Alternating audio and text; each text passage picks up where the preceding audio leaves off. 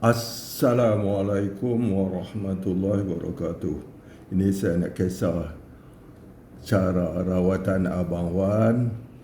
Hampir semua di rawatannya di akhirnya pulih. Walaupun haram syirik kurapat, tapi pulih.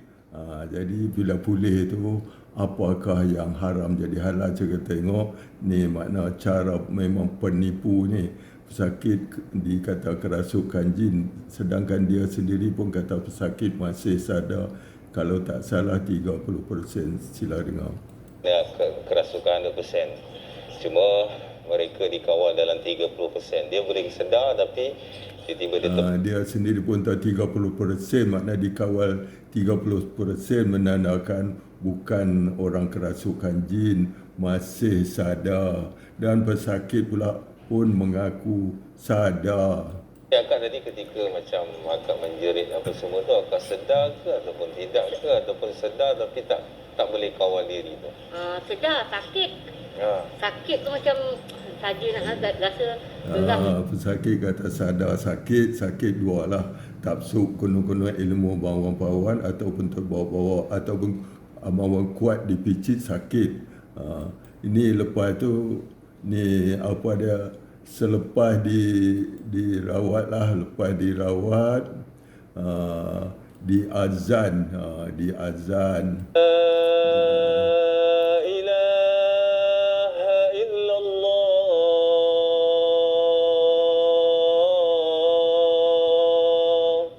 Siapa tak percaya, ini dia azan sedangkan dawatannya fitnah. Jadi macam jin, macam syaitan. Rawatnya fitnah. Jadi walaupun fitnah, pesakit yang dirawat tu pulih. Apakah bila yang dah pulih tu jadi, yang pulih bila macam ni lah pesakit ni, dia mengaku selepas rawatan kan pesakit buat tanya pesakit, pesakit pun rasa pulih. Assalamualaikum. Lepas sebelum nasabah selepas ni tak ada rasa badan ringan je. Perut pun tak ada keras lagi lah. Rasa lembut. Dia lembut lah. Pernafasan pula Pernafasan tadi macam sesak nafas. Okey. Sampai buat macam ni kan. Ni okey, lancar. Okey. Alhamdulillah. Okey. Abang ada rasa apa berbeza tak? Boleh. Boleh ke? Boleh tu apa? Ringan. Tengkuk sakit tak? Tengkuk sakit tak? Tak elok. Tak bisa lah. Tak bisa. Begitulah, lepas rawatan pesakit rasa pada cara rawatannya haram syirik. Sebab apa jadi macam ni? Sebab mana jin mereka pesakit macam ni terlalu tafsuk. Lepas rawat buat mandi memanglah segar, sehat. Dah mandi, kalau tak salah mandi 5 sehat. Jadi dia kata jin dah sembelih. Kalau ni dah dibaca azan, dia mereka fikir takkan Abang Wan nak menipu. Sedangkan mereka tak tahu, mereka pun dah buat ni, dah bersubahat dengan Abang Wan. Mereka ni cara rawatan Abang Wan tu lebih teruk dari bomoh, lebih penipu pada syaitan, guna agama memperbodohkan orang. Mereka pun menanggung dosa juga, mereka subahat, mereka rela, makna kerasukan nak rasa bagi jin masuk ni, makna pasal bawang besar ni biarkan, ikhlaskan. Kalau tak salah jin masuk dan mana buat apa nak berdialog, dan dia berdialog dengan jin, sedangkan orang pesakit pun mengaku sadar. Ini makna jin kena fitnah, orang kena tipu. Di sini di akhir rawatan pesakit pun habis semua, kita tengok sadar, sagar, pulih. Apakah cara rawatan Abang Wan yang haram syirik, lebih teruk dari bomoh, lebih penipu pada syaitan, syirik kurapat. Kerana percaya sangat, tafsuk sangat bawang bila mau jadi syirik kurapat. Apakah kerana syirik kurapat ni yang haram ni, cara rawatan Abang Wan ni haram syirik kurapat, percaya pada dia. Apakah yang haram syirik kurapat boleh jadi halal? Saya nak tahu jugalah.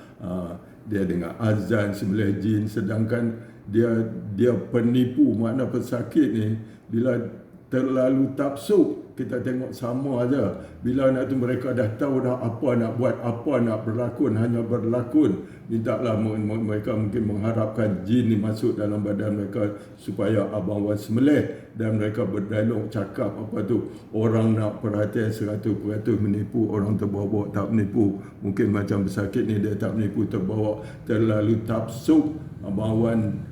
Abang Wan jadi macai syaitan, pesakit jadi macai Abang Wan, dan macai syaitan mereka tersakit dan Abang Wan dah jadi macai syaitan. Sama-sama buat kerja menipu, memperbodohkan orang. Ramai orang bodoh percaya. Apakah jika kita tahu pula ini Abang Wan bermaharaja lela memperbodohkan orang, kita kena pura-pura buat tak tahu. Apakah macam tu? Saya nak tanyalah pada pentapsuk. Jika tahu, bagi saya kata ini, jika tahu buat tak tahu, saya cakap umum Islam kata siapa memperolok, mempersendau agama boleh jadi murtad, boleh jadi kafir, termasuk yang tahu. Jika buat tak tahu berarti reda bersubhat. Kita dah menanggung dosa sama seperti mereka buat dosa tu. Nak tahu, kalau saya salah saya nak minta maaf. Lagi penipunya sembelih jin. Kalau tak mau bertobat, tak mau masuk Islam, sembelih jin tak ada pun dalam Islam. Suruh kita sembelih jin, dan tak ada paksaan pun nak masuk Islam atau tidak. Sedangkan Nabi kita, Nabi Muhammad SAW, baginda boleh tangkap jin waktu mengganggu solatnya, baginda lepaskan.